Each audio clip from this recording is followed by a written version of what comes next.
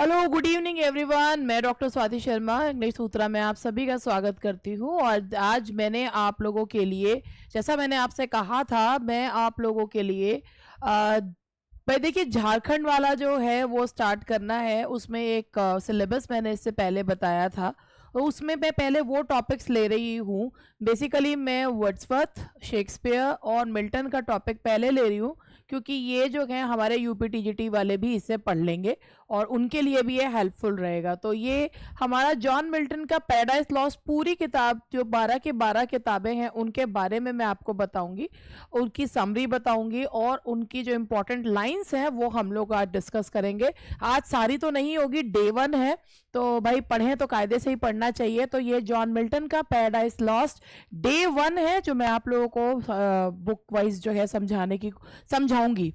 और ये हमारा एक्सक्लूसिव प्रैक्टिस बैच है, जिसमें पेपर्स हैं, नियर अबाउट 50 टेस्ट पेपर्स हैं इसमें, जिसमें से ये मान के चलिए 20 जो है वो पूरे फुल लेंथ पेपर हैं, उससे भी ज़्यादा ही हैं। 20-21 जो है वो फुल लेंथ पेपर हैं और 20 ये भी ज़्यादा ही होंगे मेरे ख्याल से। 20 है 32 I think full length paper है, और बाकी के जो है वो इसमें मॉक टेस्ट हैं जो 50 और क्वेश्चंस के अराउंड है। तो ये हमारा जो है बैच, इसमें जो भाई आप लोग जो लोग कहीं भी पढ़े हुए हों और उसके बाद प्रैक्टिस करना चाहते हो, तो इस बैच को वो परचेज कर सकते हैं। ये हमारे ऐप पे अवेलेबल है, इंग्लिश सूत्रा ऐप पर जो है वो प्ले स्टोर पे अवेलेबल है।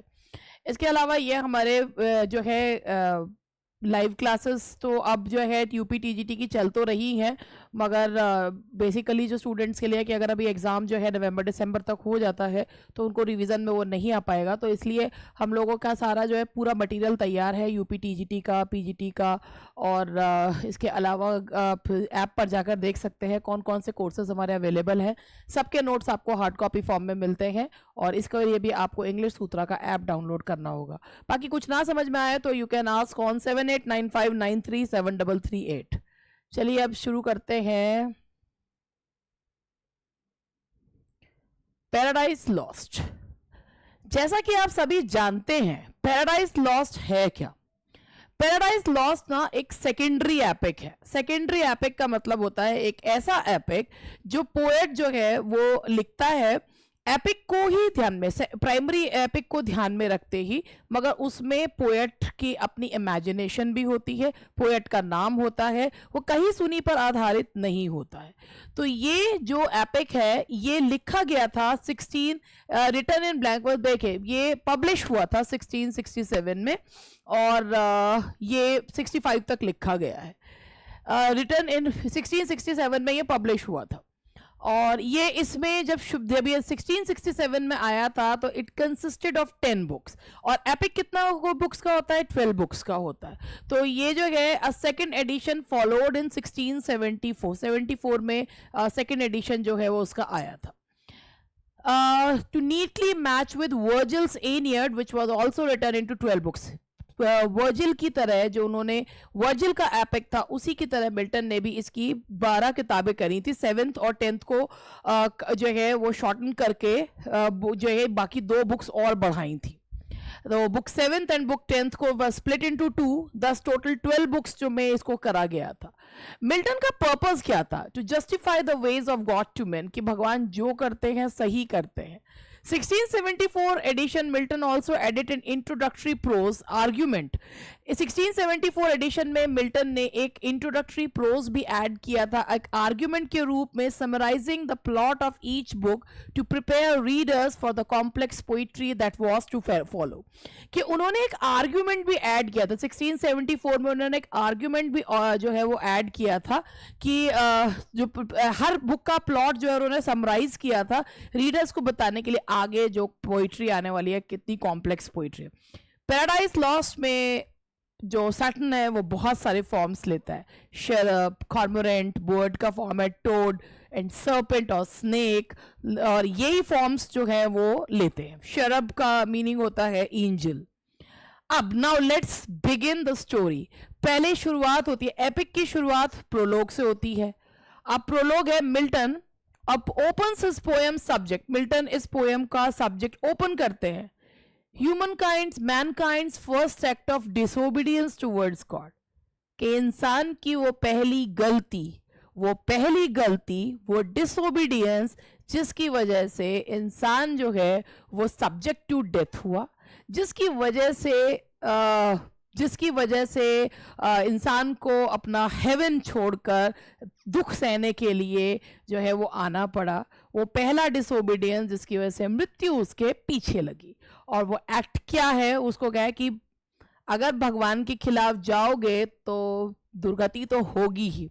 द एक्टर्स, वो एक्ट क्या है, वो डिसोबीडियंस क्या है, वो एडम और ईव, उन्हें फॉरबिडन ट्री ऑफ नॉलेज का फ्रूट खाने से मनाही थी, मगर उन्होंने वही खाया। ये एक है ट्री ऑफ नॉलेज। भगवान ने जब जब ये दोनों प्राणी बनाए तो उन्हें नॉलेज से दूर रखा, उन्हें जो नॉलेज है उसे, क्योंकि नॉलेज आपको भगवान से दूर कर देती है, तो वो आप रेशनैलिटी जो है वो तर्क लगाते हैं। तो वो डिसोबीडियंस था to eat that fruit of forbidden tree, उस नॉलेज के पेड़ के फल को खाना। First book of the Bible is called Genesis, उत्पत्ति। फर्स्ट बुक ऑफ बाइबल को जेनेसिस कहा जाता है। Milton asserts that the sin of Adam and Eve brought death to human beings for the first time, कि ये जो पाप था, क्या भगवान की आज्ञा को ना मानना, इसी वजह से मृत्यु इस दुनिया में आई, causing to lose our home in paradise। और हम अपना जो पैराडाइज था, हमारा जो इंसान का पैराडाइज था, वो उससे खो गया। और कब वो पैराडाइज रीगेन हुआ, वो ब्लिसफुल सीट जो कि हमारे अपने हार्ट में है, कब मिली, जब जीसस क्राइस्ट ने जन्म लिया। सैटन की टेम्पटेशन को जो है उन्होंने सैटन की टेम्पटेशन में नहीं आए, तो उन्होंने ह्यूमन काइंड को वो ब्लिसफुल सीट वापस दिलवाई। Milton speaker announces that he wants to be inspired with this sacred knowledge because he wants to show his fellow man that the fall of humankind into sin and death was part of the God's great plan and that God's plan is justified। Milton के speaker इसमें कहता है कि मैं ये बताना चाहता हूं कि मैं ये सेक्रेड नॉलेज शेयर करना चाहता हूं कि अपने फेलो मैन के साथ, कि मानव का जो पतन है सिन में और मृत्यु में, वो भगवान का प्लान था, क्योंकि और उनका प्लान जस्टिफाइड है। Thus the prologue finishes, और इसी के साथ जो प्रोलोग है वो समाप्त होता है। और अब हम बुक 1 की तरफ पढ़ते हैं। अब ये आई हमारी बुक 1।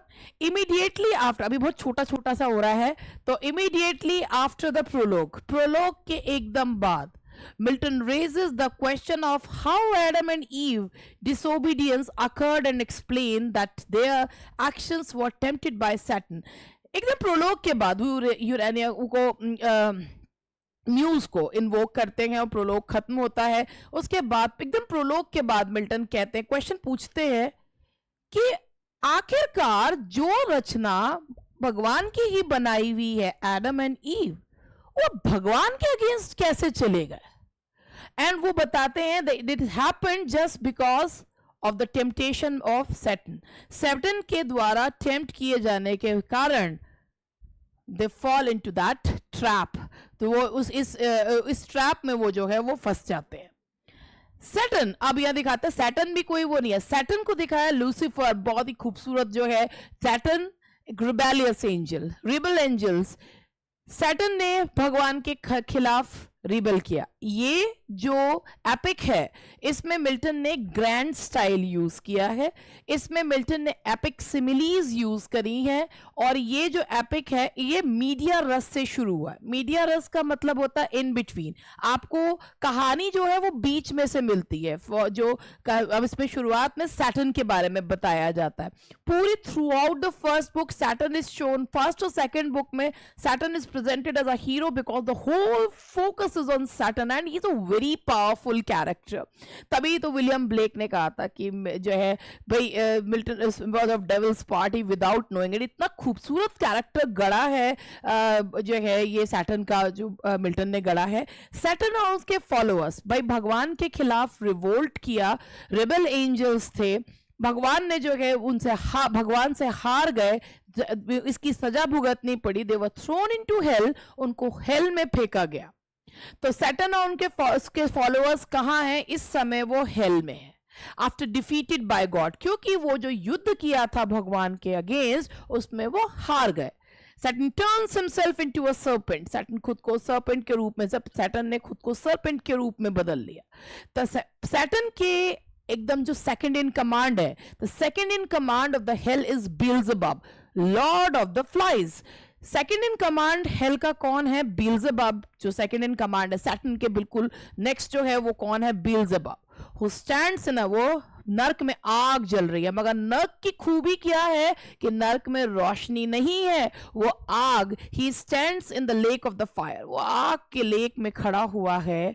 और बढ़िया बात ये है कि उस लेक में से रोशनी नहीं आ रही है, वो आग है मगर वहां जो है वो लाइट नहीं है, डार्कनेस है.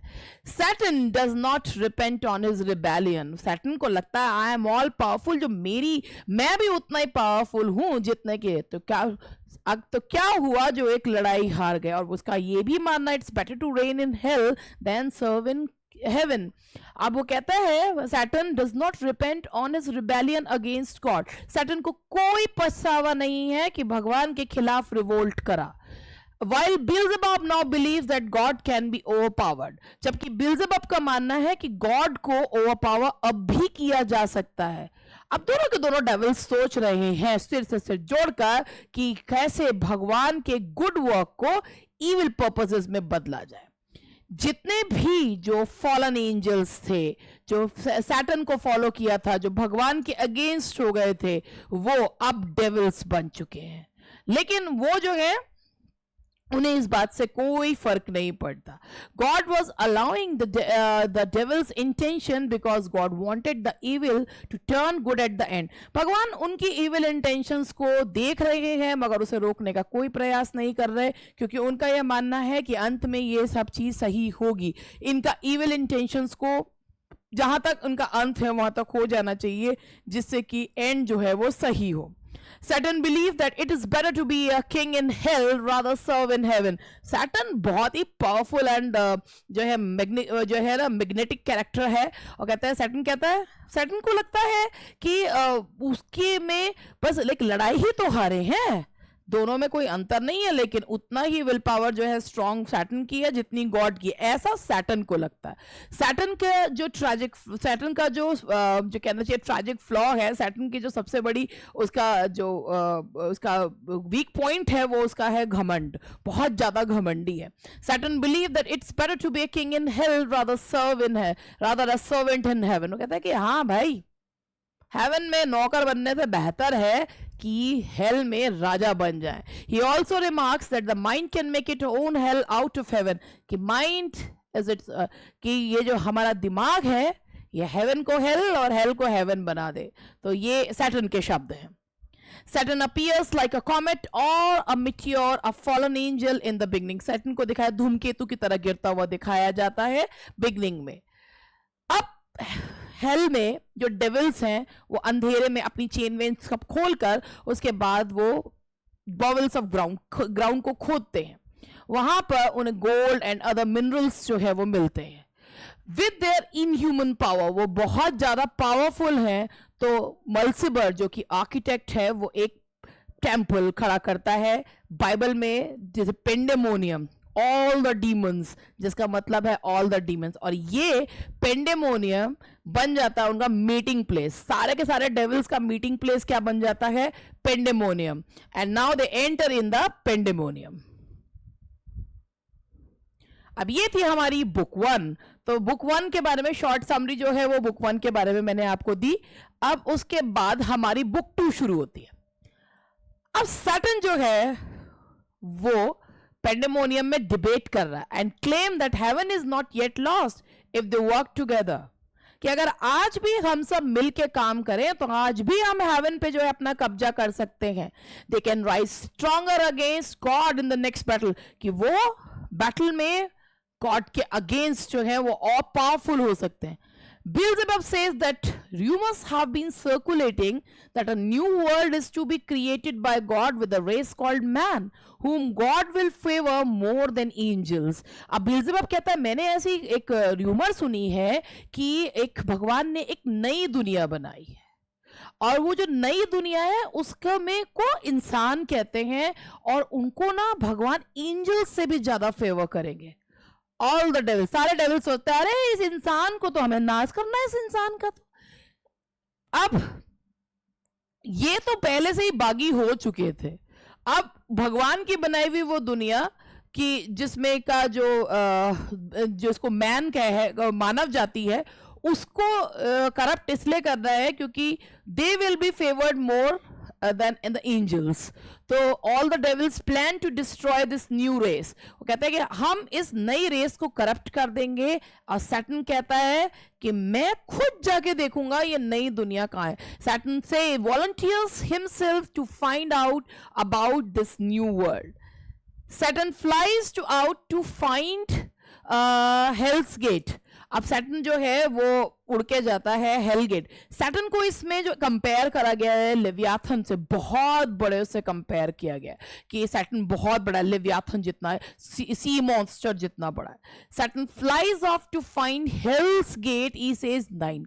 अब सैटर्न को 9 गेट्स जो है वो दिखाई देते हैं, 3 each of brass, iron and adamantine की 9 जो है वो गेट से। सैटर्न उड़ के जाता है देखने के लिए, क्योंकि हेल में लाइट नहीं है, अंधेरा है, तो वो ये देखने के लिए जाता है कि where are the gates of the hell. तो वो हेल को जब हेल का गेट्स देखने के लिए जाता है तो 9 गेट्स उसको दिखते हैं, जो 3 गेट्स जो हैं आयरन के, ब्रास के और एडमेंटीन के बने हुए हैं। एंड द स्ट्रेंज शेप्स, और उनको जो उनकी देखभाल कर रहे हैं, जो उस पर गार्ड्स हैं, वो बड़े अजीब से विचित्र से गार्ड्स हैं, स्ट्रेंज शेप हेल के गेट्स पे। Now you can आपको पता है कि वो हेल के गेट्स को कौन गार्ड कर रहा है। द शेप्स रिवील, अब शेप कहते हैं कौन, सिन एंड डेथ। वो शेप्स है, अजीब सी जो शेप है सिन एंड डेथ की। Sin is the daughter of Satan and death is the son of sin and Satan. Incestuous relationship जो है वो दिखाया गया। तो सिन एंड डेथ जो है वो गेट्स को गार्ड कर रहे हैं, और Satan chooses to confront them demanding passage through the gates. Satan उनके पास जाता है और उनसे पूछता है कि वेयर इज द पैसेज। तो the shapes reveal that they are Satan's own offspring. वो कहते हैं कि हम तो तुम्हारे ही बच्चे हैं। Actually they were sin and death who were guarding the hell. वो सिन और पाप और मृत्यु थे जो है हेल को के गेट्स को गार्ड कर रहे थे। Now they are ready to open the hell's gate. He began to fall but was carried by a cloud. जब now they are ready to open the gate of the hell, वो hell के gate को खोलने के लिए तैयार हैं। तभी वो सैटर्न के प्लान को जब सुनते हैं तो वो हेल के गेट को खोलने के लिए तैयार है। जब सैटर्न डार्क हेल में एंटर करता है वो गिरने लगता है, मगर उसको क्लाउड ऑफ फायर के द्वारा उठा लिया जाता है। तभी उसको जब वो सैटर्न को वहां पे मिलता है क्योस, यानी कि एक अस्त व्यस्तता की स्थिति, वो उसको बताता है धरती तक जाने का रास्ता। जो धरती जो भगवान का बनाया वह नया नया जो दुनिया है, जो अभी अभी कि भगवान ने 6 दिन में दुनिया बनाई या 7वां दिन रखा सबैथ टू रिमेंबर गॉड। तो भगवान की बनाई हुई दुनिया को के बारे में बताता है।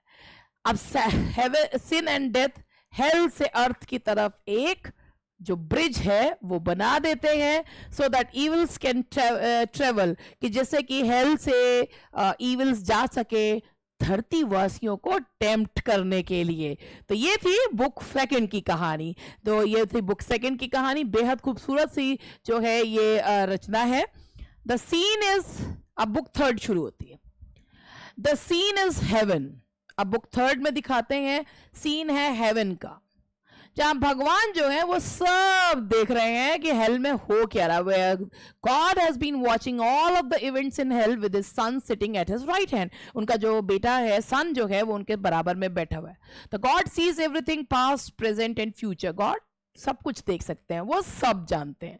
सब जानने के बावजूद ये सब कुछ वो होने दे रहे हैं, क्यों? जैसे कि अंत भला हो, ये बुराई जितनी है वो निकल जाए। तो God sees everything. God says that a suitable sacrifice must be made. अब गॉड कहते हैं कि एक किसी को अपना बलि देने, किसी को अपना जो है वो त्याग करना पड़ेगा, सैक्रिफाइस करना पड़ेगा। समवन वर्दी मस्ट ऑफर टू डाई किसी को अपनी खुद को जो है वो बलि देनी होगी इंसान के सिन के लिए। सैटर्न लैंड्स, अभी तक इंसान ने वो सिन किया नहीं है। Saturn lands on earth in Mount Niphates, अब इस समय चाइना में है। सैटर्न जो है माउंट नाइफेट्स पे लैंड करता है। अब सैटर्न लैंड्स ऑन अर्थ, अर्थ कहां है? माउंट नाइफेट्स में। From the earth Saturn sees a high reaching structure in the distance. जब सैटर्न अर्थ पे पहुंचता तो हक्का बक्का रह जाता, इतनी खूबसूरत दुनिया। Enormous kingly get in the sky, stairs leading all the way. तो बहुत बड़ा सा गेट है और जो स्टेयर्स है वो अर्थ की तरफ ले जा रही है। तभी सैटर्न वहां पे एक एंजल को देखता है, यूरियल को। ही changes himself to a Sherab, वो अब खुद को भी एक एंजल में बदल लेता है। अ लो रैंकिंग एंजल, वो अपने आप को एक लोअर कैटेगरी के एंजल में बदल लेता है। After talking with Uriel, Saturn Uriel से खुद डायरेक्शन पूछता है कहां जाऊं। Saturn flies off with dark intention. Saturn का एक ही पर्पस है, भगवान की बनाई हुई इस दुनिया को करप्ट करना। नाउ ये हुई हमारी 3 बुक्स जो हैं वो हो गई हैं। Now let's move to the 4th book. Saturn lands to Mount Niphates. Saturn Mount Niphates पे आता है। Just north of paradise the garden of Eden. अब बहुत खूबसूरत सा गार्डन ऑफ ईडन चारों तरफ फैला हुआ है। अब यूरियल को ये लगता है कि उसके फेशियल एक्सप्रेशन से सैटर्न के कि ये शेरब नहीं है, ये एंजल नहीं है। अब सैटर्न तब तक गार्डन ऑफ ईडन में पहुंच चुका है, surrounded by a great thick wall. जो गार्डन ऑफ ईडन जो चारों तरफ से घिरा हुआ है वॉल से। He sees there the tallest tree, वहां पर उसे ट्री ऑफ लाइफ दिखता है। उसी के बराबर में है ट्री ऑफ नॉलेज, जिसका फ्रूट खाना फॉरबिडन है।